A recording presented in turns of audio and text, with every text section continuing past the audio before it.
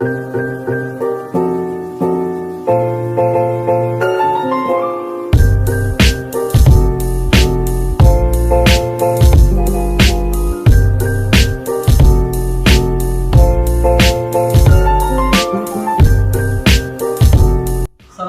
warahmatullahi wabarakatuh. Waalaikumsalam warahmatullahi wabarakatuh.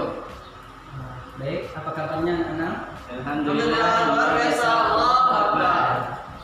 Gimana sekretaris? Siapa aja yang sudah hadir? Hadir semua, Pak. Alhamdulillah hadir semua ya. Melanjutkan materi di minggu kemarin. Sekarang materi kita untuk minggu ini yaitu adalah tentang riba. Ada yang sudah tahu atau pernah mendengar tentang riba? Dengar Pak. Dengar Pak, tahunya belum Pak? Oke, jadi begini, riba ini berasal dari bahasa Arab, artinya tambahan atau ziyadah. Dalam bahasa Inggrisnya dikenal dengan addition, yang berarti tambahan pembayaran atas uang pokok pinjaman. Sementara menurut istilah, riba adalah pengambilan tambahan baik dalam transaksi jual beli maupun pinjam meminjam secara batil atau bertentangan dengan prinsip muamalah dalam Islam. Nah, selanjutnya adalah dasar hukum riba. Ada yang tahu dasar hukum riba? Soalnya di MTS dulu kan pernah belajar.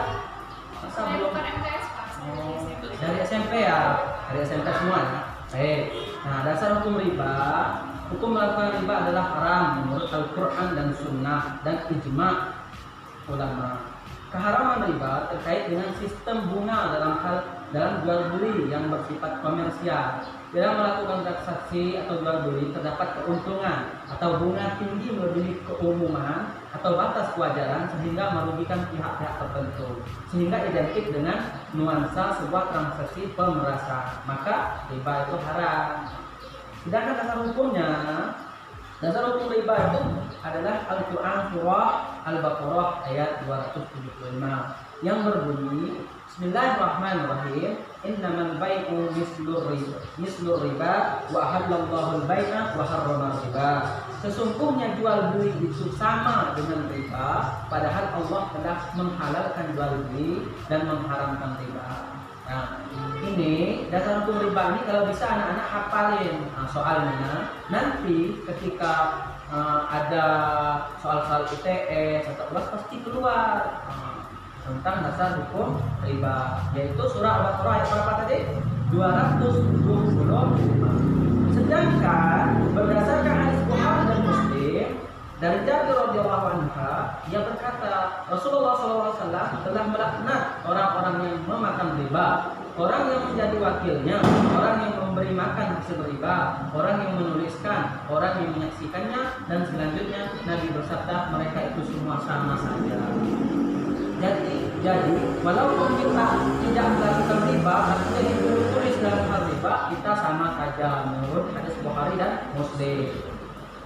Sedangkan ijma para ulama sepakat bahwa seluruh umat Islam mengutuk dan mengharamkan riba. Riba adalah salah satu usaha mencari rezeki dengan cara yang tidak benar dan dibenci Allah Subhanahu wa taala. Selanjutnya macam-macam riba. Nah, para ulama fikih membagi riba menjadi 4 macam, yaitu yang pertama riba fadl. Riba fadl adalah tukar menukar atau jual beli antara dua buah barang yang sama jenisnya namun tidak sama ukurannya yang disyaratkan oleh orang yang menukarnya, atau jual beli yang mengandung unsur riba pada barang yang sejenis dengan adanya tambahan pada salah satu benda tersebut. Nah, contohnya misalnya ada orang mau minjam beras atau mau beli beras, dia beli beras 1 karung, tetapi dalam pengembaliannya nanti 1 karung setengah, maka yang setengahnya itu ada ribanya. Nah, supaya tukar menukar seperti ini tidak termasuk riba, maka harus ada 3 syarat, yaitu yang pertama, barang yang ditukarkan tersebut harus sama. Yang kedua, timbangan atau takarannya harus sama. Yang ketiga, serah terima pada saat itu juga. Seperti itu. Kemudian yang kedua, riba nasi'ah. Riba nasi'ah yaitu mengambil keuntungan dari pinjam meminjam atau tukar barang yang sejenis maupun yang tidak sejenis karena adanya keterlambatan waktu pembayaran. Menurut ulama Hanafiyah, riba nasi'ah adalah memberikan kelebihan terhadap pembayaran dari yang dibutuhkan.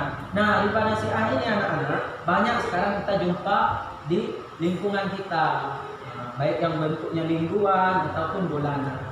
Pastilah sering mendengar ya. Dasar hukumnya adalah hadis riwayat 5 hadis, yaitu dari Samurah bin Jundub, sesungguhnya Nabi sallallahu alaihi wasallam telah melarang jual beli binatang yang pembayarannya diakhirkan. Yang ketiga, riba qardi. Riba qardi adalah meminjamkan sesuatu dengan syarat ada keuntungan atau ada tambahan dari orang yang meminjam. Misalnya, Andi meminjam uang kepada Arman sebesar 500.000. Kemudian Arman mengharuskan kepada Andi untuk mengembalikan uang itu sebesar 550.000. Inilah yang disebut riba qardi. Apa bedanya sama riba nasi'ah? Bedanya adalah kalau riba nasi'ah tadi berdasarkan waktu atau tempo, sedangkan riba qardi ini tanpa tempo. Tapi sama-sama ada kelebihan. Yang keempat, ribayat. Ribayat yaitu pengambilan keuntungan dari proses jual beli di mana sebelum terjadi serah terima barang antara penjual dan pembeli sudah berpisah. Contohnya, orang yang membeli suatu barang sebelum dia menerima barang tersebut dari penjual dan pembeli tersebut telah berpisah sebelum serah terima barang itu. Jual beli ini dinamakan ribayat. Nah, kemudian adalah hikmah dilarangnya riba. Banyak sekali hikmah dari haramkannya riba itu. Yang pertama, menghindari tipu daya antara sesama manusia, menghindari supaya kita tidak mengalami kerugian, melindungi harta sesama muslim agar tidak dimakan dengan batil, dan lain sebagainya. Nah, mungkin itu materi kita tentang pembahasan riba ini. Sekarang bagi anak-anak yang ingin bertanya, dipersilahkan. Ingin bertanya, Pak? Ya, silakan. Kalau semisal seperti dengan bank syariah, itu ada ribanya nggak, Pak? Ya, baik, terima kasih atas pertanyaannya. Bagaimana yang lain sudah cukup ya? Bagaimana dengan bank syariah? Apakah masih ada ribanya atau tidak? Pertama, masalah bank ini nanti ada babnya tentang bank sendiri. Namun ini menyangkut tentang riba juga, maka Bapak akan mencoba menjawabnya. Bank syariah itu pada dasarnya walaupun labelnya syariah tetap berinduk kepada Bank Sentral Indonesia. Jadi semua bank yang ada di Indonesia ini induknya atau perizinannya tetap dari Bank Sentral atau Bank Indonesia BI. Maka ketika kita membahas tentang apakah bank syariah itu ada riba atau tidak, kita lihat dulu sentralnya itu Bank Indonesia atau BI. Bank Indonesia atau BI itu ada riba, ada unsur ribanya atau tidak. Nah, ini ada istilah itu ikhtilaf antara para ulama. Bahkan bukan hanya ulama yang ada di negara kita Indonesia saja, ulama-ulama di luar negeri pun atau di negara-negara lain pun masih ada keikhtilafan di dalam menghukumi bank.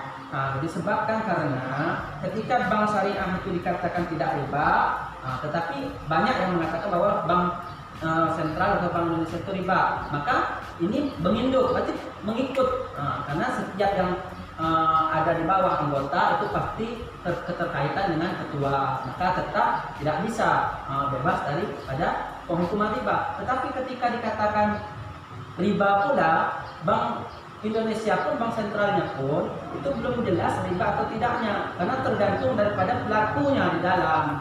Karena banknya itu tidak ada unsur ribanya, tetapi kelakuan atau yang kita lakukan di bank itu seperti apa.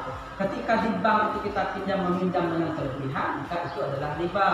Maka artinya ketika bank syariah itu riba atau tidak, tentu saja ketika kita melihat kegiatannya, misalnya bank syariah itu menerapkan ketika pinjam meminjam itu tidak adanya kelebihan pembayaran, tetapi bagi untung, maka tentu tidak riba seperti itu. Itu yang Bapak bisa jawab. Untuk lebihnya kita bisa belajar bersama-sama kembali dengan memperbanyak literasi membaca kita. Terima kasih atas pertanyaannya. Bagaimana? Tidak ada pertanyaan lagi? Cukup ya. Terima kasih atas segala perhatian anak. Semoga kita bisa kembali bertemu di minggu depan dengan pembahasan tentang bank. kepada ini ketua kelas silakan dipimpin doa untuk mengakhiri pembelajaran kita pada hari ini. Ya teman-teman, untuk mengakhiri pembelajaran pada hari ini doa mulai. Ya, baiklah anak-anak sekalian. Dari pembelajaran kita tadi, Bapak harap bisa diulang kembali di rumah masing-masing, dibaca kembali buku paketnya. Kemudian juga jangan lupa setiap apa yang kita pelajari itu tidak mungkin akan tetap kita ingat ketika kita tidak pernah membaca atau mengingat-ingatnya kembali. Oleh karenanya, Bapak sangat mengharapkan anak-anak bisa rajin belajar di rumah masing-masing. Terima kasih. Wassalamualaikum warahmatullahi wabarakatuh. Waalaikumsalam warahmatullahi wabarakatuh.